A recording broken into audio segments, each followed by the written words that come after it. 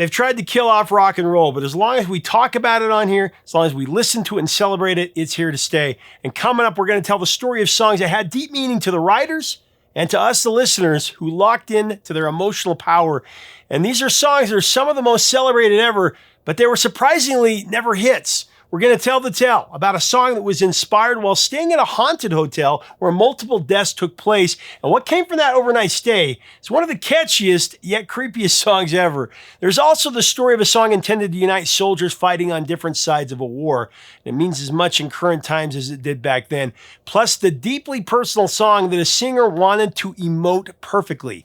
He felt to get in that vulnerable state of mind to do it, the best thing he could do was record the song without any clothes. Plus the Blasphemous song that sent small communities into a tailspin.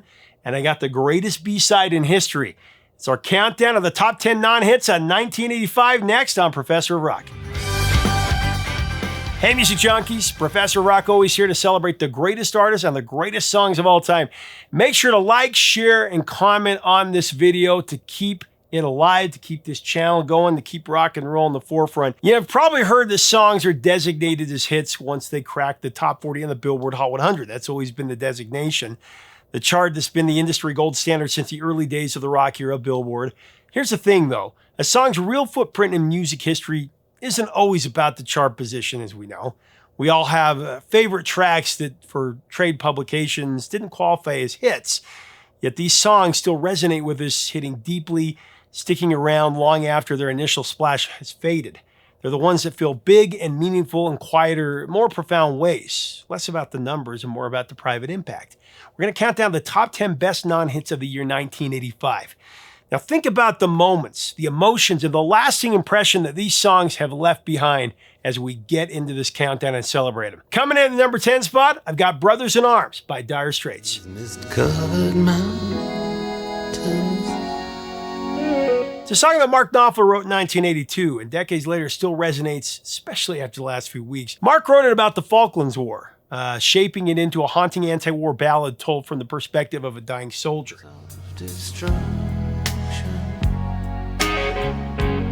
Born from the senselessness of conflict, the song highlights the shared humanity of people on opposite sides. Crystallized in the refrain, "We're fools to make war on our brothers in arms."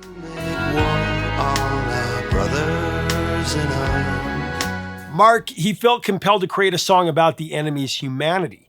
Soldiers on both sides are at heart just men who often share a common bond as brothers in arms, most of the time anyway. The song takes us to a place in the waning moments of a wounded soldier, turning the battlefield into a somber, emotional landscape that underscores the futility and the true cost of war. These fields of destruction. In addition to its emotional message, Brothers in Arms, the song, has a notable place in music history as one of the first widely marketed CD singles, released in 1985 to promote the album of the same name, of course. Its enduring legacy extends well beyond the charts, though. The song has become an anthem for veterans and is frequently played at military funerals and memorials, underscoring its lasting emotional and symbolic power. There's so many different worlds. Brothers in Arms was the last single released from the outstanding album of the same name. Despite its thought-provoking importance and the album's multi-platinum success, some reason the track didn't crack the Billboard Hot 100 at all. And it's an incredible song. I'll link to it below.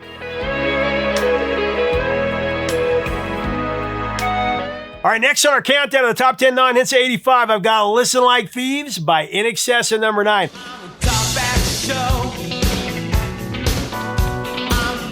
Listen Like Thieves was truly the album that put Inxs on the global map, and now they're finally nominated for the Rock and Roll Hall of Fame. They better get in. The title track to Listen Like Thieves is basically the band's call to arms. It's a hard-punching, no-nonsense track written by Michael Hutchence that tells you not to just gulp what you read or hear in the media. He's talking about getting curious and doing the digging and becoming a truth seeker, a seeker of the real truth. The line "Listen Like Thieves" isn't just catchy, it's Michael Hutchence's way of nudging people to be more active and less passive. Andrew Ferris, who composed most of the music for Inxs, remembers that phrase as something that Michael Hutchence crafted as a bit of a non-modern flourish, almost like a British poet from the 19th century, not really contemporary slang.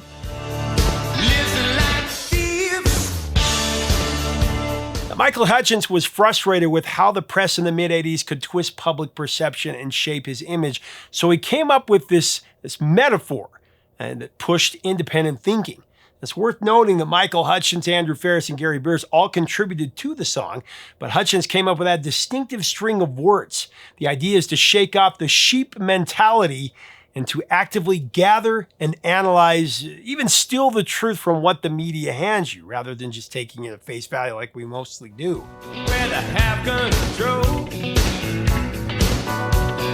As strong as the Listen Like Thieves album was track for track, it almost didn't have a hit single in the US at all. Listen Like Thieves was actually the fourth single from the record, and it flatlined at number 54 in the Billboard Hot 100. Actually, producer Chris Thomas pressed the band into a last-minute one-day studio session that produced the song What You Need, and that was the song that helped cement the album as their international breakthrough, scaling to number 5 on the Billboard Hot 100.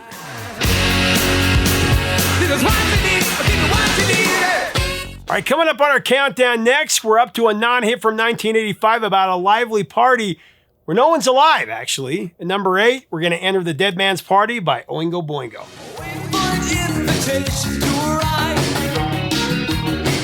In a fictional vignette set in my own city, Salt Lake City, Danny Elfman and the band checked into the now-defunct Shiloh Inn the night before they had an Oingo Boingo concert on the docket. I mean, it felt like a deliberate dare to stay where 7 deaths, or 7 murders, were said to have happened. Can't say the word on here. There are hauntings floating down the hallways of the 11th floor. That was the legend.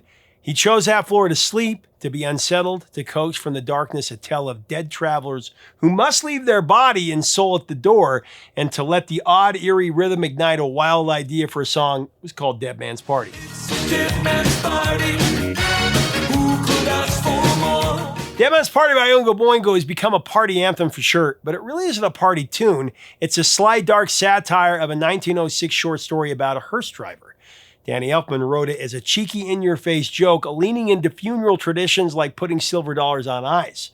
The line, "I hear the chauffeur coming to my door," says there's room for maybe just one more.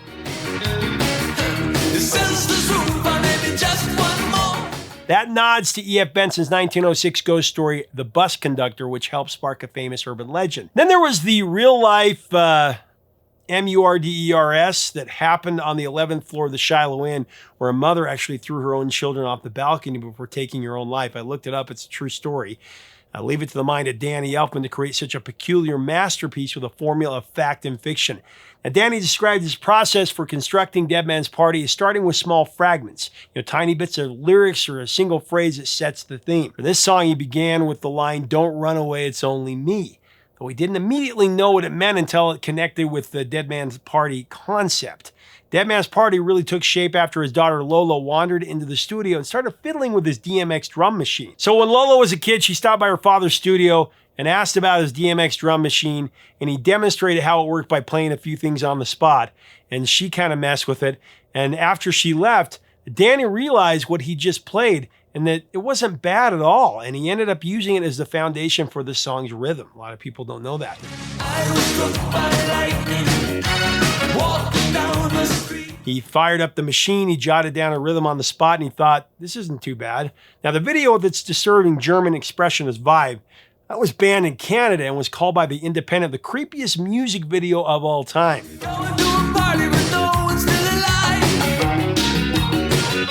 Danny Elfman described the track as a facetious, in-your-face jab meant to offend everybody. Of course, Danny's notorious for having a bold sense of humor. Although Dead Man's Party is arguably Oingo Boingo's most popular song, it was not a hit. Didn't even make the Billboard Hot 100 at all. Boingo actually never had a hit single. The closest they got was the theme song to the movie Weird Science, and it peaked at number 45. Man, Oingo Boingo, best band never to have a hit for sure.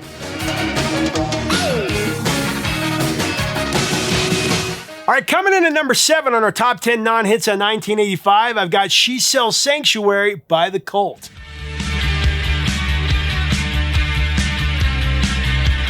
The Cult She Sells Sanctuary actually came about by one of those happy studio accidents that turns into something really, really cool at improv magic. Billy Duffy grabbed a violin bow and he started stomping through a bunch of effects pedals just to see what kind of weird atmospheric intros that he could conjure up for Ian Astbury. There were Olympic Studios in Barnes, London, the same place Zepp's Jimmy Page used to record, and the moment that Billy Duffy started banging the bow across everything, he hit the right part of the song at the right moment. Ian was in the control room watching, and the producer, Steve Brown, heard something magical, and he's like, "Hey guys, hold it. That is perfect. That's great." The band decided to launch the track with that mystic, ethereal opening that no one had remotely even thought about.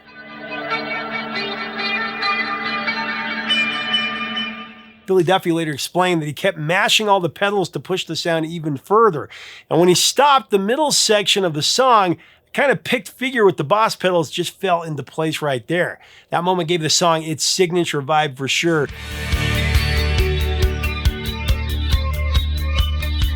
That violin bow hadn't been lying around, the track probably wouldn't have gone in the direction that it had, and you wouldn't have that ethereal, amazing sound.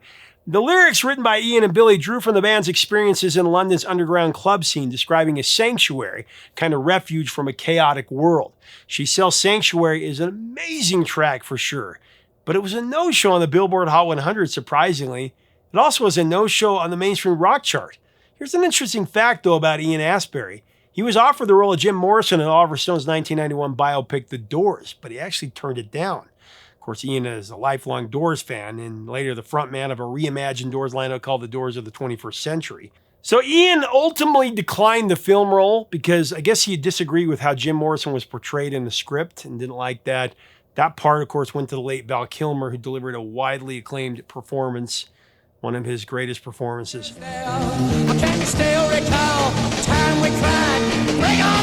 All right, before we continue with our countdown, I want to remind you to get your Vintage Years collection. Get your t-shirt. We've got so many great years, so many great artists on front of them. You can get it below or right up here. And before we present track number 6 on our countdown of the top 10 non-hits of 1985, take a few seconds to concentrate on what David Byrne and Talking Heads revealed on And She Was from their LP Little Creatures.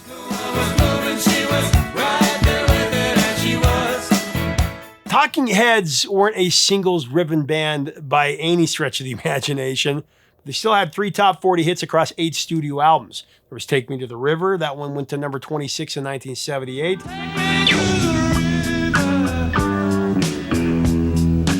And of course, Burning Down the House was their biggest hit. It reached number 9 in 1983.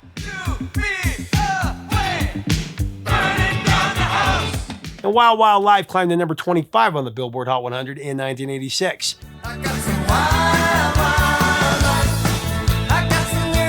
The song And She Was from the Little Creatures album, it came close, stalled at number 54. David Byrne wrote And She Was about a blissed out hippie chick he knew in Baltimore who claimed to drop acid and levitate above a field near a Yoo-Hoo factory. Yeah, the factory that makes that chocolate flavored drink, a Yoo-Hoo factory. David described And She Was as a blend of suburban grit with a sort of mystical out-of-body experience, that kind of tacky kind of transcendence. He found other people's experiences with drugs intriguing, but he wasn't a user himself. He just liked the stories.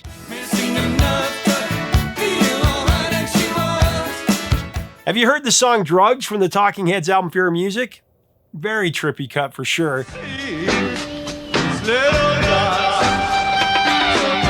It was inspired by witnessing the bizarre behavior of people taking acid in Paris. David has spoken at length about his interest in the psychedelic movement and his own anxiety around it, noting that acid binges felt too intense for him, so he never participated. He also mentioned that while other band members partook, none were heavy users. Love Talking Heads. I think David Byrne's a genius, and She Was should have been a massive hit.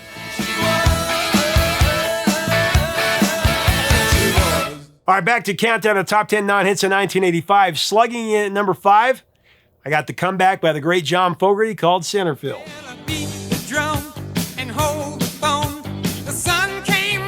Story behind John Fogerty's 85 hit Centerfield is a blend of triumphant comeback and a deep love for baseball lore and one of rock history's most surreal legal battles. and where John Fogerty was sued for sounding just like himself. After leaving CCR, Fogerty found himself locked in a bitter, long-running fight with his former label boss, Saul Zaentz. When the Centerfield album dropped in 1985, another track on the record, The Old Man Down the Road, became the hit.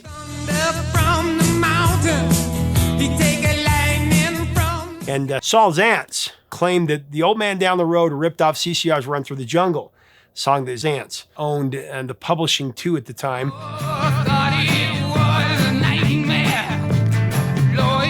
In a moment that you might only see in rock legends, John Fogerty was brought to federal court in 1988 with his guitar in hand to prove to a jury that the two songs were different compositions, and man, he rocked it. Fogerty won the suit, and the case eventually went to the Supreme Court, where it helped establish a legal precedent about artists not being sued for merely sounding like themselves or for using their own established writing style. The old man is down the road. Now, Centerfield wasn't the only baseball-themed track on the album. There's also a song about a pig. The original title, Zans Can Dance, featured a dancing pig who can't dance, but he'll steal your money.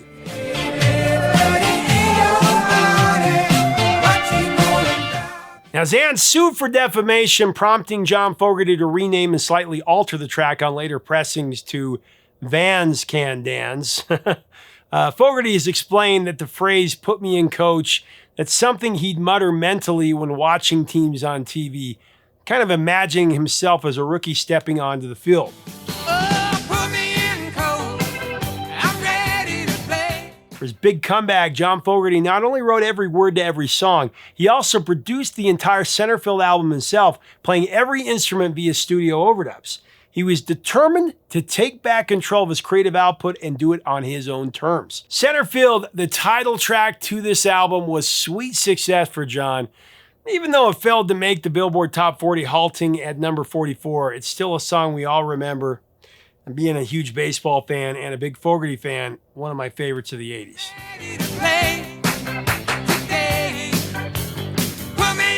All right, we're in the middle of ranking the top 10 non-hits of a great year, 1985. And at number 4, I've got the very uncharacteristic Motley Crue song, Home Sweet Home.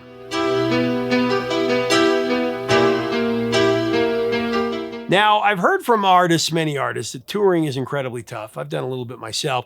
When you're rushing from one city to the next to build a fan base and sell records and chase a career, I mean, healthy meals are hard to come by, sleep can be scarce, and the lure of substances can creep in, making the physical and emotional toll even heavier.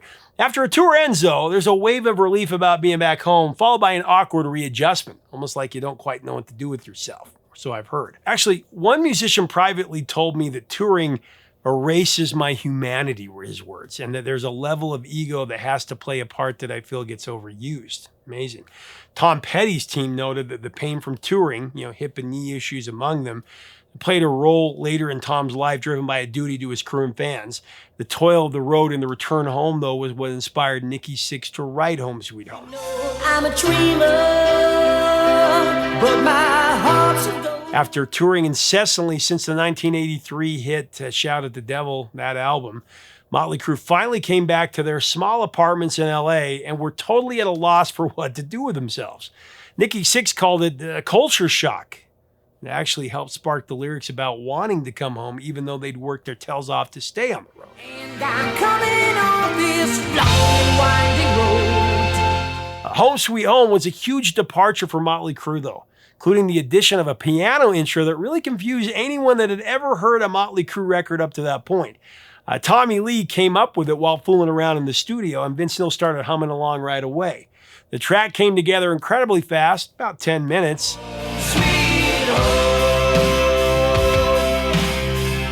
Now, when Motley's label, Elektra Records, heard the Theater of Pain album, they hated Home Sweet Home.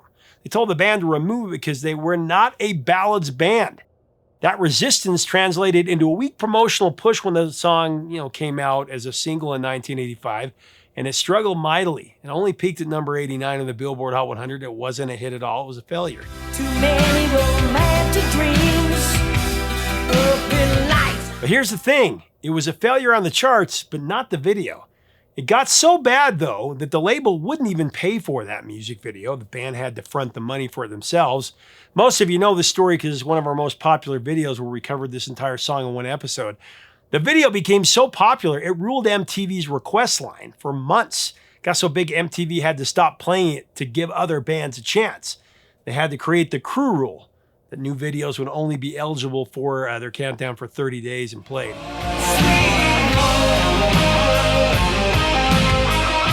Though the Home Sweet Home single stiffed on its initial run in '85, it actually was re-released, got a second chance in '91 when it was remixed and released from their greatest hits album, the Decade of Decadence compilation. Cracked the top 40 at number 37. Still not an accurate indicator of how beloved the song has become, though. It's now an anthem for any exhilarating homecoming. It started the power ballad bonanza that every hard rock band followed thereafter. It just became part of the deal.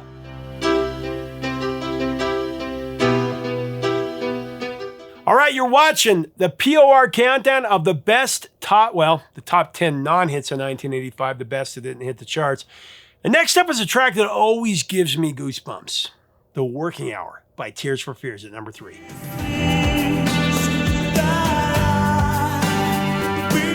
The Working Hour by TFF, it's one of those tracks that truly proves a great song doesn't need to be a hit to be unforgettable. To be a smash hit for the soul, as it was for me. It evolved from drummer Manny Elias's drum pattern during a tour for their debut LP, The Hurting, at a moment when the band was feeling the stressful weight of rapid stardom.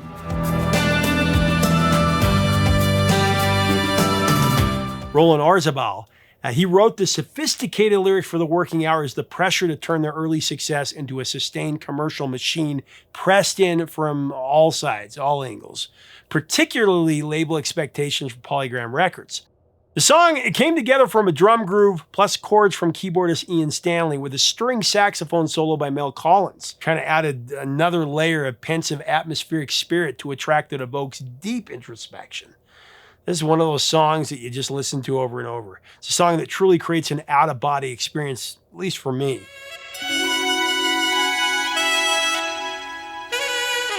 On the masterful songs from the Big Chair, The Working Hour stands out as a moody, pivotal, deep cut, more inward focused and intense than the brighter hits, a stark exploration of both external pressure and internal doubt. It wasn't released as a single. I mean, I would have been shocked if it was. But The Working Hour is an important non-hit track because of its honesty, first and foremost. Its aura, and the way it captures a very real moment in the band's life that we can apply to our own lives. Oh, song from the Big Chair, every song's great.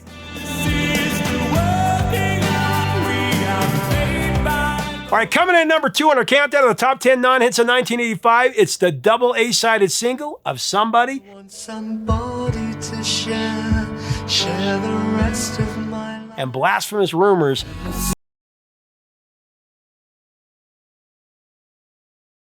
First official double A-sided single by Depeche Mode. Released as the final single from their album Some Great Reward, the two tracks shared the spotlight, with Somebody marking Martin Gore's first lead vocal on a single.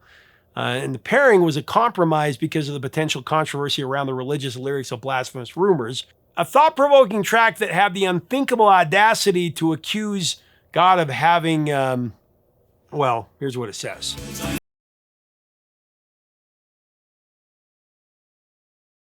Of human atrocities throughout the history of mankind. Blasphemous Rumours came from the occasion when Martin Gore would go to church with his bandmates, Andy Fletcher and back then Vincent Clarke. Can you imagine those guys going to church together? So when Martin first showed the lyric to Andy, the lyric sheet, he thought it was pretty offensive. On the other hand, David Gaughan, who sang the lead vocal for Blasphemous Rumours, took it in stride.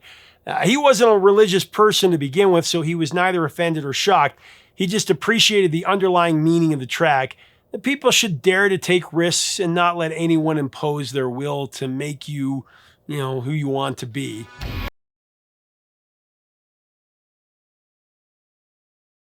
The song Blasphemous Rumours, it's a dark song. You listen to it, and even the musical, just the music behind it, the keyboards, all this, everything, the atmosphere behind it. It's very dark. It's very pensive. And this was one, I got to tell you a funny story. In my little community in Blackfoot, Idaho, it causes a ruckus. And I know that this was a story in many communities where, somebody's parents heard, I think somebody's mom heard them listening to this song and was truly offended. And there were a couple of phone calls that happened, one to my parents and one to other people's parents, my little friend group of Ben and Mike and Brock and other people that were in our friend group. And there was some chatter about, we got to get rid of this thing. You can't have your kids listening to this. So it caused this little outrage in this small town. And I remember my parents talking to me and my brother, what's this song, Blasphemous Rumours? What's this about? Do you guys listen to this song? I don't think you should be listening to this. It was one of those sit down like, oh, it's not that big of a deal. Come on, But anyway, it was just kind of funny. And I've heard similar stories from other friends where in their small community, it started a huge ruckus. I've heard that about other albums by Ozzy and Violent Femmes, believe it or not. But anyway.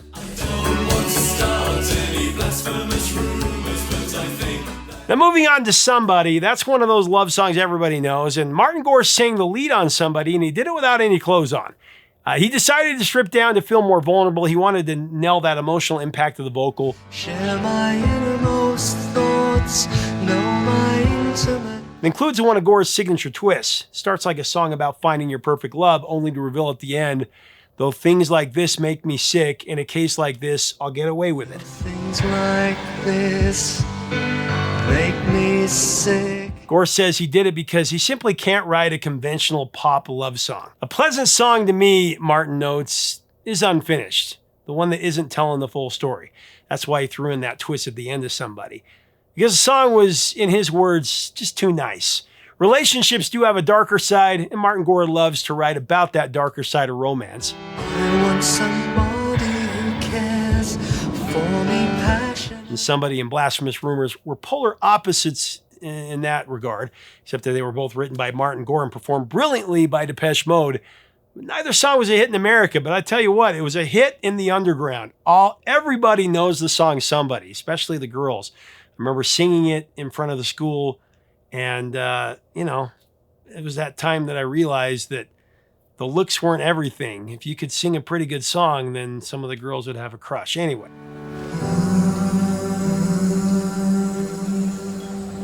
All right, before we reveal the song that we chose as the #1 song in our countdown of the top 10 non-hits of 1985, I gotta acknowledge one of those all-time classics, Hearts on Fire by John Cafferty, as our honorable mention.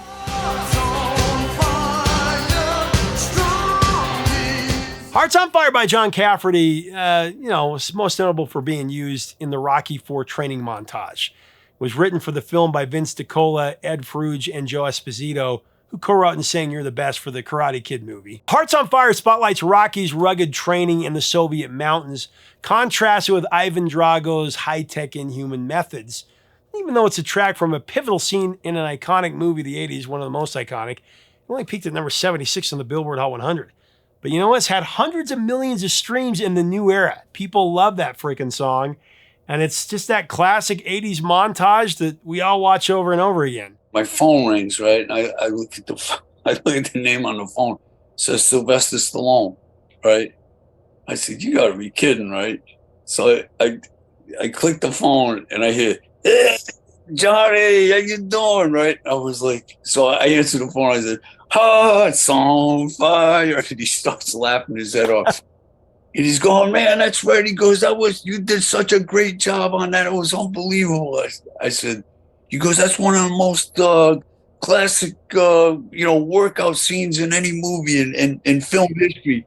And I said, well, I had the easy part. I said, I just had to sing the song. You had to climb the mountain and fight the Russian. He goes, I did. Kind of wish we could go back to that montage with what we're going through now.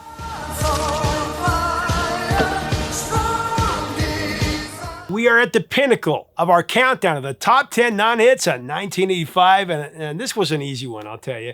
Proud to name How Soon Is Now by the Smiths as the #1 song on our countdown.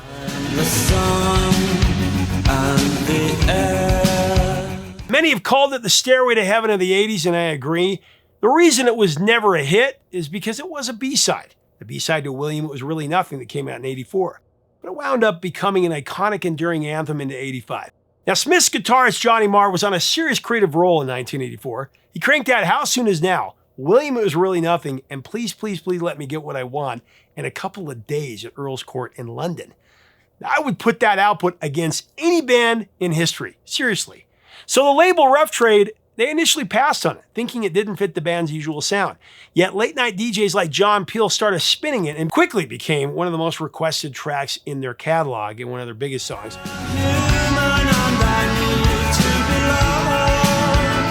One of the most fascinating features of How Soon Is Now is definitely the so-called impossible guitar riff. Johnny Marr, he pulled it off with a Fender Telecaster through a Fender Twin Reverb amp, and the tremolo part was captured in tight 10-second bursts, carefully stitched together to feel endlessly oscillating, and of course mesmerizing and haunting.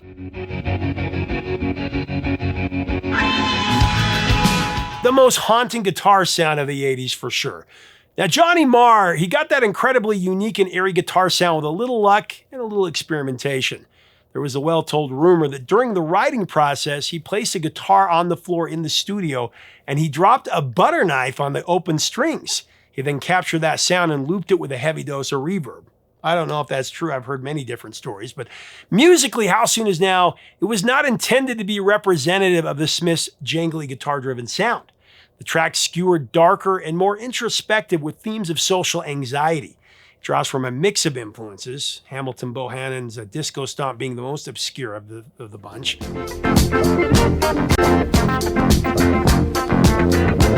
And Bo Diddley's riff on Mona, I Need You Baby.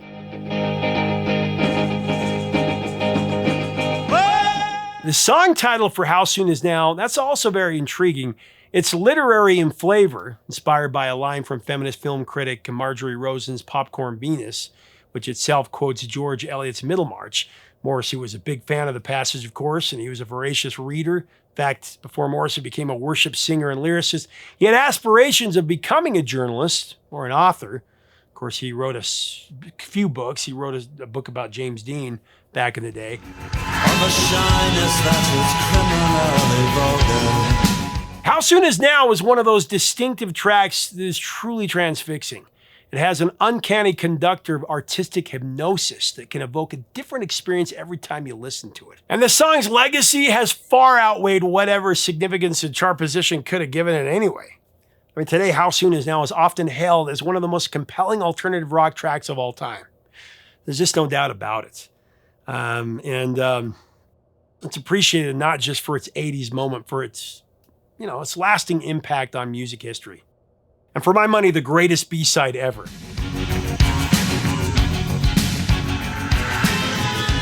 Hey, thanks for being with us. We hope you enjoyed our countdown of the top 10 non-hits of '85. It's always fun to dig deeper into the songs that maybe didn't pay the bills or maybe the royalties weren't huge, but a lot of times more important. And these are definitely huge songs. Can't believe they weren't hits. Let's have a great discussion. But leave us a comment about your memories of these songs. What did I miss any non-hits of 1985? 1985, probably in the top 10 of the greatest years ever in music history. Let's talk about it below. If you like our content, we invite you to subscribe. We'd love to have you as part of our community. Till next time, records in the truth, my friends.